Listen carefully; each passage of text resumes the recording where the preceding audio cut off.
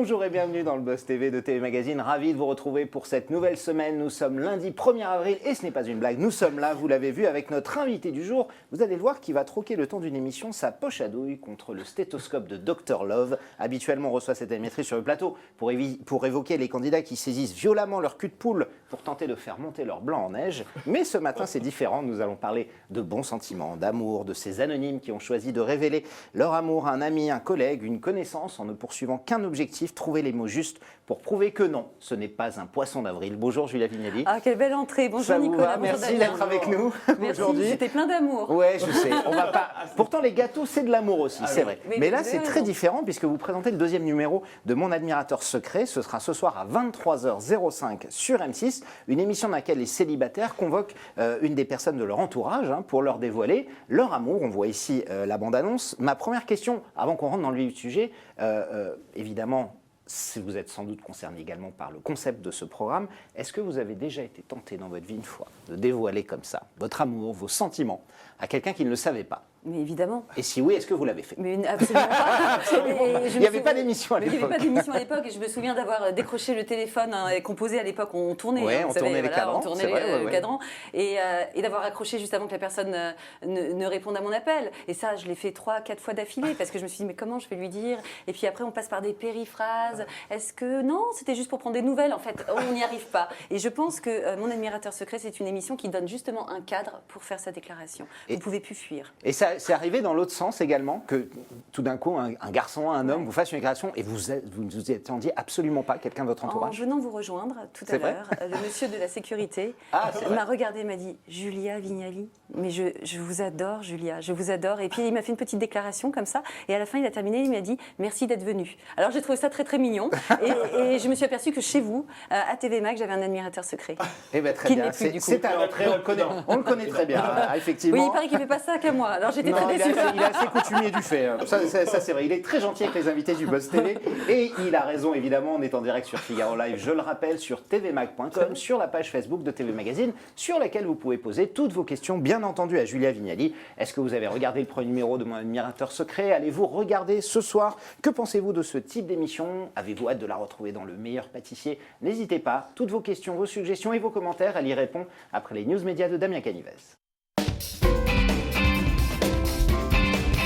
Salut Damien. Salut Nicolas, bonjour Julia. Bonjour Damien. On démarre tout de suite avec les audiences de ce week-end. Samedi, c'était ultra serré. Ah oui, alors la bataille pour la médaille d'or était assez sauvage, c'est vrai, car la concurrence était plus que jamais redoutable. Mais finalement, si l'on prend en compte le nombre de téléspectateurs, c'est France 3 qui s'impose d'une très courte tête sur la première marche du podium. La chaîne de service public dégainait une fiction française inédite intitulée Les Mystères du Bois Galant avec Sarah Mortensen que nous recevions sur ce plateau la semaine dernière. Elle vous a demandé, elle était étonnée de ne pas vous voir et tout.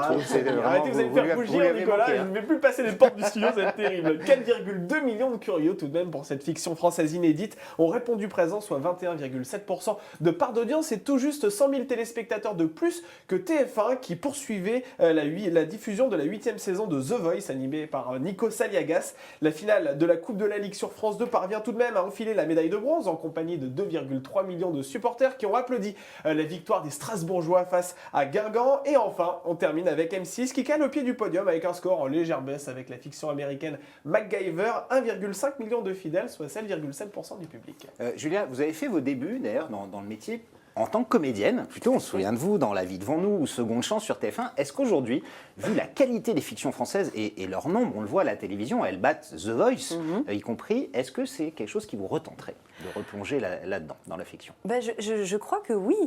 Après, en ce moment, ça n'est pas ma priorité parce que je suis très bien servie avec M6 et avec toutes les animations qui vous confient beaucoup de choses, qui me confient. Ouais. Donc, je n'ai pas de manque. Mais c'est vrai que c'est comme le vélo, la comédie, ça ne s'oublie pas. Et je crois que je suis intrinsèquement comédienne. En tout cas, j'ai beaucoup de plaisir à l'être de temps en temps, dans parfois des participations dans des longs métrages, etc. Et vu, comme vous le dites, la qualité des fictions françaises, je serais assez honorée et flattée qu'on me propose un jour un rôle, d'autant plus qu'M6 fait de très belles fictions. Alors, et qui sont évidemment beaucoup relancées là-dessus. Oui, absolument. Stéphane Plaza également, qui est également un des très grands comédiens de la chaîne M6. Damien, on passe à la suite, on continue avec les déclarations de Marlène Schiappa, qui ont fait couler beaucoup d'encre ce week-end. Exactement. Exactement, la secrétaire d'État à l'égalité entre les femmes et les hommes était invitée dans l'émission Hashtag ce samedi sur Public Sénat. L'occasion pour la responsable politique d'évoquer sa stratégie de communication et donc de revenir sur sa participation à Balance ton poste dans le cadre du grand débat le 25 janvier dernier aux côtés de Cyril Hanouna. C'était sur C8 et Marlène Schiappa s'est félicitée de son score d'audience qu'elle a enregistré. On a eu, je crois, 2,4 ou 1,4 million de téléspectateurs. Oui, c'est un peu large. Un petit peu large. Alors elle a déclaré c'est un record absolu. Je ne dis pas que c'est grâce à moi, mais j'observe que quand je n'étais pas invité, il y avait 300 000 personnes. Alors en réalité, c'est vrai qu'elle gonfle un petit peu les scores du talk show. Parce qu'à l'époque, il avait effectivement attiré un peu plus du million de curieux. Mais surtout, elle estime que si l'on veut faire parler d'un sujet politique, il faut, je cite, mettre Cyril Hanouna dedans. Et c'est précisément cette déclaration qui a fait beaucoup parler ce week-end. Ah, c'est drôle. La décision des hommes politiques d'aller dans ces émissions-là, notamment celle de Cyril Hanouna, je parle de Laurent Ruquier, qui est un peu une vraie interview institutionnelle, mais Christophe Castaner, il l'a fait, François de Rugy, Marlène Schiappa chez Cyril Hanouna, c'est leur place à votre avis, Julia? Écoutez, moi je crois que la place est auprès des Français, donc si les Français regardent Cyril Hanouna, pourquoi ne pas s'adresser à eux par le biais de cette émission?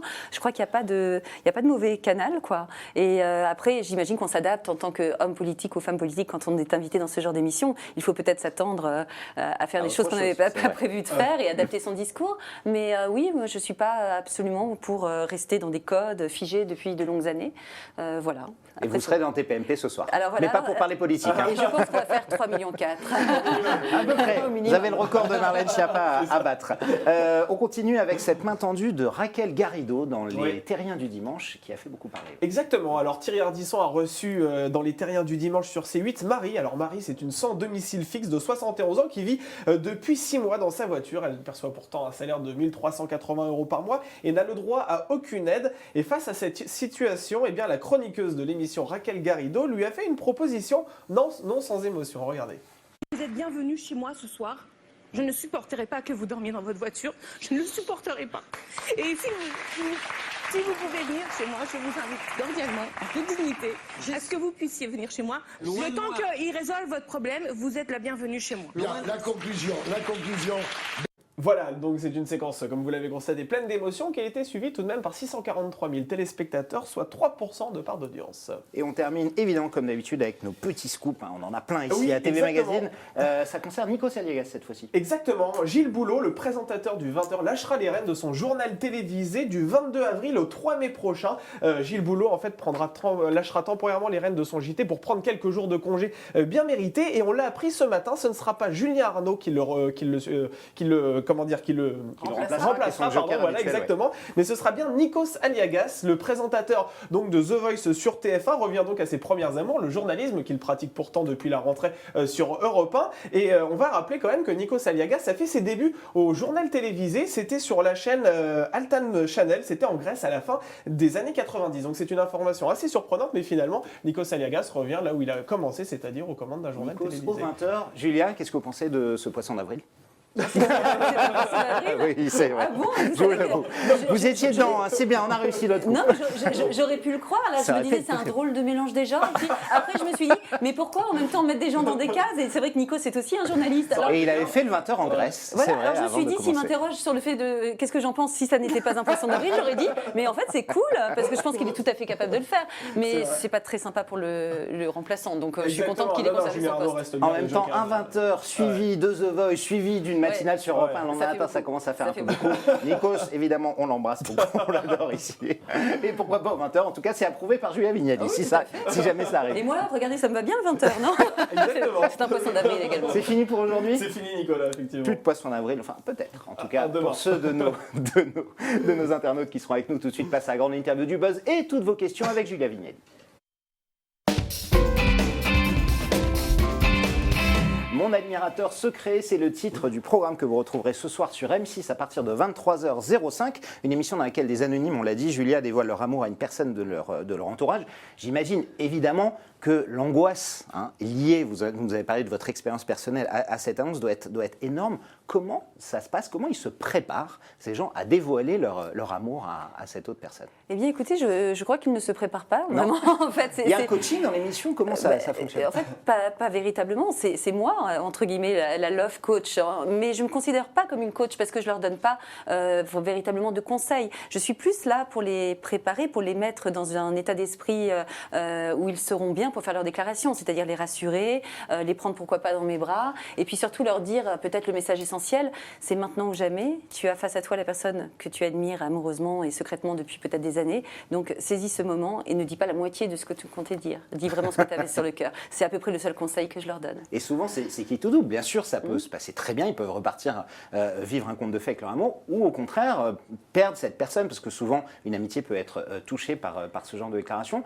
Comment ils sont là, à quelques secondes, on le voit sur les images, de faire leur déclaration? Alors généralement, ils sont extrêmement stressés, c'est vrai. J'en ai pas rencontré qui allaient, comme on dit, la fleur au fusil. Bah oui, je vais faire ma déclaration, je reviens. Non, ils savent que c'est un moment très particulier de leur vie. Ils ont des manifestations physiques, ils ont les mains moites, enfin, ils tremblent, ils se touchent les cheveux, enfin, ils sont pas bien, quoi. Ils ont peur et en même temps, ils sont extrêmement impatients de retrouver l'admiré qui attend dans le restaurant que son admirateur arrive, quoi. Mais c'est quoi le profil type, Julia, des candidats de votre émission? C'est des célibataires désespérés? C'est des gens qui retiennent ça en eux depuis des années? Comment ça se passe? Il n'y a vraiment aucun profil type. C'est-à-dire que sur l'émission que vous allez voir ce soir, nous avons tous les âges. Nous avons un couple formidable, enfin un couple qui n'est pas un couple, mais en tout cas un duo formidable qui se sont rencontrés il y a 30 ans, vous voyez, et qui ne se sont jamais revus depuis. Puis nous avons des petits jeunes, nous avons aussi des orientations sexuelles différentes. Enfin, je dirais que tous les profils sont présents et il n'y a pas de profil type. Je crois que vous avez des timides, effectivement, qui n'ont jamais osé faire leur déclaration. Vous avez aussi des gens beaucoup plus sûrs d'eux et qui veulent mettre le paquet, comme ils disent, et pour que l'admiré sente que ça n'est pas n'importe quoi. Vous avez des séducteurs qui se disent, oui, mais si je lui fais ma déclaration à la télévision, elle verra bien qu'elle est exceptionnelle et que c'est pas comme avec les autres filles. Donc vous avez des profils extrêmement différents et aussi des timides maladifs. Mais comment ça se fait que des gens qui soient souvent timides, bien entendu, vous l'avez dit, c'est pour ça qu'ils ont gardé ça en eux, le fassent devant des caméras de télévision, qui est presque le pire de tout, puisqu'évidemment, c'est très impressionnant. Ils le font pour deux raisons, enfin c'est ce qu'ils m'ont expliqué. La première, c'est ce que je vous disais, pour mettre le paquet. Ils ont plus le choix, c'est ça. Voilà, ça c'est la deuxième, et d'abord pour mettre le paquet, pour faire les choses de manière flamboyante, avec beaucoup de panache, et c'est vrai que je trouve que c'est pas mal en termes de séduction, de se sentir exceptionnel, et c'est vrai que là, l'admiré se sent exceptionnel, et la deuxième raison, c'est ce que vous disiez, Nicolas, c'est qu'ils n'ont plus le choix. Ouais. Et souvent, ça nous est tous arrivé, on se dit on va faire une déclaration comme moi au téléphone, et puis finalement je raccroche. Puis on recule ou vous avec une collègue ou un collègue de travail, et puis finalement... Damien, c'est tous les jours. vous allez à la machine à café pour voir cette personne parce que vous avez repéré à peu près à quel moment elle allait à la machine à café, et puis finalement, au lieu de lui dire t'aimerais pas boire un verre en dehors du bureau, vous lui dites et sinon c'était bien ton week-end, et puis voilà, et vous dites non mais je lui ferai demain, et vous ne le faites jamais, et la vie passe, et puis cette personne rencontre quelqu'un, et puis c'est fichu pour vous. Donc moi je dis heureusement qu'il y a des émissions comme Mon admirateur secret qui existent, parce que ça donne le courage de faire sa déclaration dans un cadre bienveillant. Certains ont déjà reculé au dernier moment ou pas, Julia? Non, ils l'ont tous fait. Ah, ils l'ont tous fait, oui. Ah non, parce que quand même c'est réfléchi. Ils ont quand même le temps de réfléchir en amont. Nous, le choix, le casting est très important, puisque vous pouvez l'observer, ça n'a rien à voir avec de la télé-réalité, c'est l'authenticité de la démarche qui fait la qualité du programme. Donc dès lors qu'on sent que c'est pas authentique, il n'y a pas de possibilité de participer, et puis ça ne marcherait pas, tout simplement. Ça se verrait. La télé est un miroir grossissant, et on verrait que c'est fake, que c'est faux. Donc on ne présente finalement que des candidats et des admirateurs sincères. Et qui veulent vraiment le faire. Damien, oui, beaucoup de questions qui arrivent. Exactement, déjà. Nous sommes en direct sur la page Facebook de TV Magazine et sur lefigaro.fr. Vous pouvez poser toutes vos questions, envoyer tous vos commentaires. Alors il y a du monde, on salue Pierre-Emmanuel, Jérémy, Jean-Baptiste. Il y a une question de Sylvain sur le meilleur pâtissier qu'on posera évidemment tout à l'heure, mais une question de Tristan qui souhaite savoir comment console-t-on quelqu'un qui vient de se prendre un râteau, parce que j'imagine que de temps en temps vous avez dû en recevoir ah oui, ça c'est le moment difficile, de la part de vos candidats, effectivement. Eh bien, moi je le fais à titre privé, hein, vous savez. Moi je suis une entremetteuse née, donc je suis un petit peu habituée à consoler mes amis ou à les coacher en disant mais vas-y, fais-le. Donc ça fait partie du job, je dirais, de récupérer peut-être des gens qui n'ont pas eu la réponse qu'ils souhaitaient. Alors moi je passe toujours déjà par une question, comment tu te sens? Parce que parfois on est désolé pour cette personne et finalement la personne est un peu moins désolée que nous. C'est-à-dire qu'on projette quelque chose. Et moi, parfois, ça m'est arrivé d'arriver vraiment genre, oh, mon Dieu, comment ça va? Et la personne me dit, mais ça va en fait, parce que j'ai eu ma réponse et je vais pouvoir passer à autre chose. Je vais pouvoir m'ouvrir sur le monde. Donc je commence toujours par poser déjà une question pour savoir où l'autre en est. Et si je vois que ça va vraiment pas, ce qui est rarement le cas, parce qu'ils sont souvent soulagés, je peux passer aussi par un câlin et leur rappeler justement que grâce à cette réponse, ils vont avoir un avenir peut-être plus libre que s'ils ne l'avaient jamais eu. C'est vrai. Le pire, c'est l'incertitude. Le pire, c'est l'incertitude, on le sait bien. Sûr. Dans tous les domaines, que ce soit l'amour, le boulot, quand on ne sait pas ce qui va arriver, on est bloqué. Quand on a un non alors qu'on voulait un oui, ça fait mal sur le moment, mais on peut passer à autre chose. Effectivement. Et souvent, il n'y a que la vérité qui compte. Et ça tombe bien, puisque cette émission vous rappelle fortement cette grande émission des années 90-2000 avec Laurent Fontaine et Pascal Bataille sur TF1. Tout le monde se souvient du rideau. Quelqu'un vient faire une déclaration où il ouvre le rideau, il n'ouvre pas le rideau. Le lien de filiation, il est assumé avec cette émission, Julia, qui a disparu depuis 17 ans. Je peux comprendre que les gens m'en parlent souvent, en me disant tiens, ça me fait penser. Alors, bon, moi je trouve qu'il y a. Les enseignes, c'est une autre époque quand même. Il n'y a pas de rideau, il n'y a pas de public, on est dans un cadre extrêmement intimiste. Mais le concept est exactement celui-là. Et puis on n'est que sur l'amour. Donc ça fait quand même beaucoup de différence pour dire qu'il y a une vraie filiation. En tout cas, moi. Oui, c'est vrai qu'il y avait des choses différentes. Parfois, des gens qui voulaient retrouver leurs enfants, qui se nous, parlaient on plus. est sur l'amour, on est dans un cadre intimiste, il n'y a pas de public. Je n'ai pas je suis seule, quoi. Je suis la seule à les consoler ou à les encourager. En tout cas, moi, c'était une émission à l'époque que je regardais parce que j'aime les émissions. Ouais, franchement. Donc, je peux comprendre qu'on m'en parle. Après, vous dire que c'est vraiment une filiation directe, peut-être pas, mais en tout cas, pourquoi pas. En plus, c'est une émission qui a bien marché, si je me souviens bien. Oui, je crois que c'est une émission qui faisait 40% de part d'audience à l'époque sur TF1. C'était on vous le souhaite. Alors ce soir, évidemment, on va découvrir plusieurs histoires, celle de Corinne et Jack, il y a Élie et Déborah également, celle de Calogero et Aldric. L'histoire qui vous a le plus ému, sans dévoiler, bien sûr, on ne va pas spoiler, mais est-ce qu'il y a par exemple un candidat ou un couple qui vous a particulièrement ému, Julia? J'ai pas du tout envie de faire l'école des fans et vous dire que tout le monde. Mais vraiment, oui,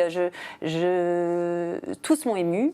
Parce que la démarche est très émouvante à chaque fois et la sincérité, ce moment très particulier dont on parlait, est très émouvant, quelle que soit l'histoire. Après, j'ai été particulièrement touchée par Corinne et Jackie, que vous ne verrez pas ce soir, mais la semaine suivante, la semaine prochaine. Mais Élie et Déborah, vous les verrez ce soir. C'est un couple, c'est un duo absolument, une déclaration absolument bouleversante d'un ami qui déclare à sa meilleure amie depuis 8 ans qu'en fait, il veut passer à autre chose et qu'il a des sentiments pour elle. Et c'est totalement bouleversant parce que l'enjeu, c'est celui dont vous parliez tout à l'heure. Est-ce qu'il va perdre l'amitié de cette femme qu'il aime et il n'envisage pas de ne plus avoir de ses nouvelles. Donc pour lui, c'est un moment extrêmement crucial. Et puis Corinne et Jackie, que vous verrez un petit peu plus tard, c'est ce fameux amour qui aurait pu exister il y a 30 ans, et finalement, elle ne l'a jamais oublié, et 30 ans après, elle va faire sa déclaration.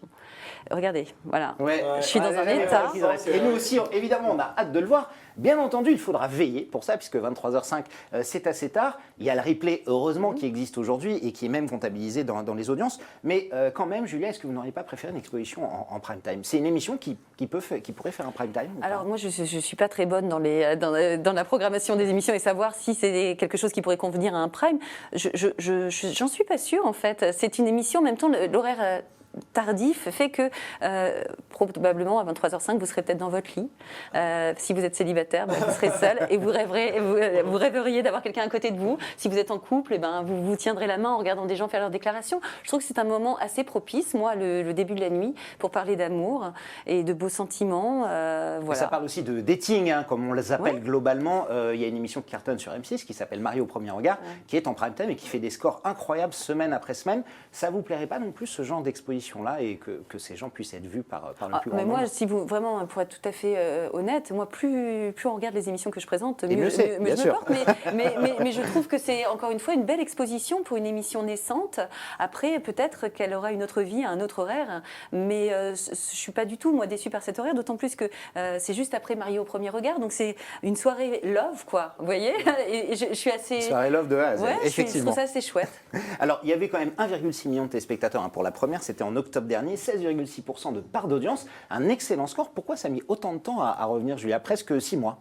En fait, pour les raisons que j'ai évoquées avec vous tout à l'heure, c'est la qualité du casting et le fait qu'on prenne énormément de temps pour démêler, je dirais, le vrai du faux et la sincérité. Trouver l'authenticité que Exactement. vous cherchez, et ça prend du temps de trouver des demandes authentiques. Et c'est la qualité du programme qui fait justement la latence des diffusions. Mais je pense qu'avec la diffusion ce soir et puis celle ensuite la semaine prochaine, il va y avoir forcément des admirateurs qui vont se déclarer de plus en plus nombreux. Et plus ils seront nombreux, donc je fais un appel à témoins, plus ils seront rapides, nombreux à se déclarer auprès de la production. Si voilà.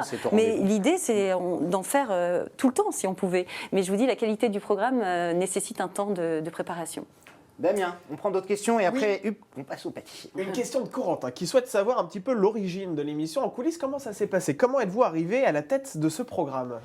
Eh bien, apparemment, je n'inspire pas que la gourmandise. C'est ça, parce qu'à la base, vous étiez arrivé sur M6 pour animer Le Meilleur Pâtissier. Exactement. Et vous avez pris les rênes donc de cette émission. Et oui, et en fait, je ne l'ai pas réclamée, je ne savais même pas qu'elle existait et que c'était dans les tuyaux, comme on dit. Et le jour où on me l'a proposé, j'ai adoré, quoi. Enfin, j'ai dit, mais c'est pas possible, c'est exactement moi ce que j'étais en train de vivre à titre personnel, parce que j'avais une très proche amie à moi qui sortait d'une rupture amoureuse et j'étais en train de la remettre sur pied et tout. Et je me suis dit, mais en fait, c'est déjà ce que je fais. Et donc, il me voyait, en plus, j'en parlais à mes collègues d'M6, je leur disais, oui, ma copine, là, ça va mieux, je lui ai trouvé un appart, là, je vais lui présenter un mec et tout. Et là, je me suis dit, mais en fait, on me propose de faire la même chose à la télévision, ça va être formidable. Et donc, j'ai senti une vraie correspondance et une vraie légitimité. Donc, en fait, c'est le hasard et ça s'est très bien passé. Voilà. Alors, vous jouez évidemment les entremetteuses, on parle de choses fortes, intimes, les gens se confient à vous. Vous aviez animé les maternelles comme Karine Le Marchand, vous faites une émission de dating comme Karine Le Marchand et vous êtes sur la même chaîne que Karine Le Marchand. J'ai donc une question. Est-ce que désormais vous êtes une concurrente pour Karine Le Marchand au sein d'M6 ? Alors, vous parliez de filiation plus que de concurrence. Moi, je parlerais de filiation. Karine, quand j'étais moi-même enceinte, je la regardais au maternel. J'adore L'amour est dans le pré. J'adore cette femme, j'adore cette animatrice. Et, vous lui avez succédé, c'est ça, au maternel? Ah non, il y avait eu Daphné Burki entre vous. Je pense qu'il doit y avoir des correspondances pour que vous m'en parliez. Et voilà, et je suis extrêmement flattée de la filiation. Vous êtes une admiratrice secrète non, pas secrète, je lui ai déjà de L'amour est dans le pré de Karine Le Marchand. Ah, vous l'avez déjà déclaré. Karine, je lui ai déjà dit. Donc pas d'émission là-dessus. Donc voilà, non. Et puis je crois qu'il y a quand même pas mal de place pour parler d'amour sur M6 et que Karine fait beaucoup de choses aussi. Et donc il y a de la place pour nous deux, c'est certain. Le meilleur pâtissier, on en parle évidemment parce qu'il y a beaucoup de questions. On prendra évidemment les questions d'internautes à ce sujet. La saison 8 qui arrivera un peu après la rentrée, en général c'est courant automne, septembre, octobre. On ne sait jamais, entre septembre septembre et décembre en gros. Mais le tournage, c'est bientôt, vous allez bientôt partir en tournage. Est-ce que vous pouvez déjà nous donner quelques secrets de cette nouvelle saison qui nous attend? Donc déjà, je voudrais vous dire que je pars demain. En fait, demain en tournage. Ouais, demain en répétition et après-demain en tournage, je retrouve Cyril et Mercotte. Je suis hyper heureuse, on va au château. C'est super bien. On va être enfermés pendant quelques semaines, tous ensemble. Et qu'est-ce que je peux vous dire? Gaver de pâtisserie, évidemment. C'est oui, le bonheur total. Ouais, on va essayer à la fin. Ouais. Là, vous allez faire attention cette année, c'est ça? Je viens avec ma balance connectée. Pour surveiller. Je viens avec ma balance connectée. Je ferai des marches matinales avec Mercotte. Vous savez que tous les matins, Mercotte marche entre 1h et 1h30 aux alentours de 5h du matin. Donc peut-être que je la retrouverai sur le chemin. Je ne sais pas si je vais me lever aussitôt. Qu'est-ce que je peux vous dire? Non, écoutez, beaucoup de thèmes. Ça avait très bien marché l'année dernière, Le Meilleur Pâtissier, parce qu'on avait beaucoup thématisé les émissions, notamment les régions. Enfin, vous voyez. Et on va continuer dans cet esprit-là. Il y a des épreuves qui se passeront également en dehors de la tente. Donc vous partez en France, dans d'autres endroits? Non, en dehors, enfin, je veux dire à 10 mètres, quoi. D'accord. En extérieur, on va dire. Voilà, en extérieur. Donc très bien. En extérieur. Mais voilà, on invente toujours des déclinaisons, soit des gâteaux. Il y a l'épreuve du classique revisité, Feu classique revisité de Cyril aussi, qui évolue un petit peu. Il vous expliquera bientôt quelle va être la nouveauté dans sa spécialité à lui du classique revisité.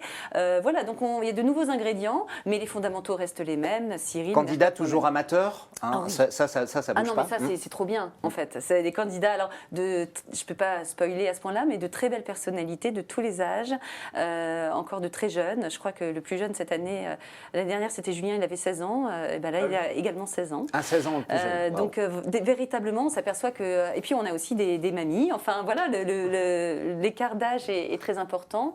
Voilà, des univers très particuliers. Il y en a des amoureux du cake design, des gâteaux plus de maman. Enfin, il y aura de tout, mais effectivement, le dénominateur commun, ce sont tous des amateurs. Et je crois que c'est pour ça que le programme marche si fort, parce que quelle identification de pouvoir se dire qu'en tant qu'amateur, on peut délivrer des gâteaux de cette qualité. Et c'est vrai qu'après 8 saisons maintenant, l'émission marche toujours aussi bien. Damien, on prend une dernière question. Allez. On arrive quasiment au bout du temps additionnel. Eh bien, on va poser la question de Sylvain. C'était la première question d'ailleurs à poser sur la fan du page. pâtissier. Exactement, Alors. fan du pâtissier. Il aimerait savoir si un jour on pourrait envisager une finale de cette compétition en direct à la télévision. Ah bah pourquoi pas. Ouais. Ah oui, alors ça, oui. Bah oui. Oui, Il vous lance Ça l'idée, a été peut-être fait vous par pouvez la Top Chef proposer. pour le Ouais. combat des chefs qui d'accord. finissait l'émission Ouais. et qui avait une émission en direct qui ne se fait plus depuis. Mais alors en direct, en public, mais pourquoi pas. Enfin, Ouais. on peut délirer aussi. Avec temps de cuisson, etc. Pas évident, mais pourquoi Ça pas. doit ouais. pas être évident à mettre Ouais. en place, mais Effectivement. ça peut faire partie des évolutions possibles. J'en parlerai à la production. Bon, bah, très bien. Les déclinaisons, elles vont continuer. Les pâtissiers, célébrités, spéciales fêtes, spéciales. Il y a des choses prévues déjà. Écoutez, je crois surtout que... On en a vu beaucoup l'année Ouais, on en dernière. a vu beaucoup. Ouais. Là, pour le moment, j'ai pas d'infos à vous donner à ce sujet, mais les amateurs, ça c'est sûr, continuent plus que jamais. Et puis bientôt, alors j'ai pas encore de date à vous annoncer, la version professionnelle, c'est-à-dire les amateurs. Qui avait déjà été annoncé par Qui avait M6, déjà été effectivement. annoncé. Voilà, on n'a pas encore la date, mais ça ne saurait tarder, je pense.